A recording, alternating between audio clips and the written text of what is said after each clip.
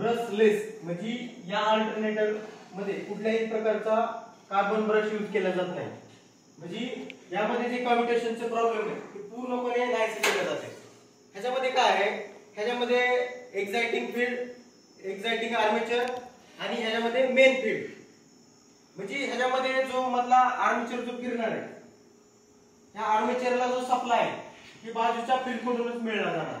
म्हणजे मधल्या मध्ये ह्याच्यामध्ये कुठल्याही प्रकारचं एक ब्रश यूज केला जात नाही. त्यामुळे याला ब्रशलेस अल्टरनेटर असं आपण म्हणलेलं आहे.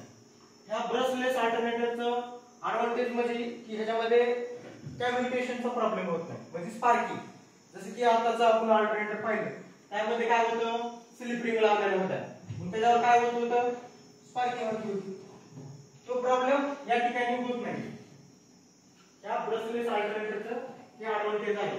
आजकाल आपण हे अल्टरनेटर जास्त यूज करण्याचा प्रयत्न करत आहोत. कारण याच्यामध्ये जे कम्युनिकेशनचा प्रॉब्लेम आहे, पेरियोडिकली मेंटेनन्स आहे.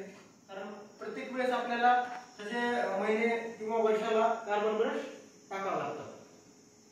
त्यामुळे हे प्रॉब्लेम दूर करण्यासाठी हे ब्रशलेस अल्टरनेटर आपण यूज करतो. ह्यामध्ये काय केलं जातं, ह्याच्यामध्ये मधल्या मध्येच एक डायोड लावला जातो इंटरनली. जो सॉफ्ट आहे त्या सॉफ्टवरच एक डायोड ब्रिज रेक्टिफायर तयार केला जातो आणि जे मेन फील्ड आहे त्याला सप्लाय दिला जातो.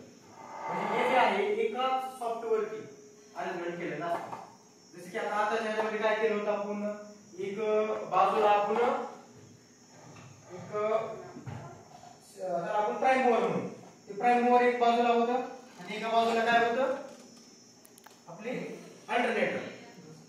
एका बाजूला प्राइम मूव्हर, एका बाजूला अल्टरनेटर. पण याच्यावर तसं नाही, ह्याच्यावर एका सॉफ्टवरती सर्व उपकरणं लागलेले आहेत. त्याच्यावर शंट जनरेटर पण असेल, पुन्हा जी अल्टरनेटरची जी वायडिंग आहे आर्मेचर ते पण ह्याच्यावर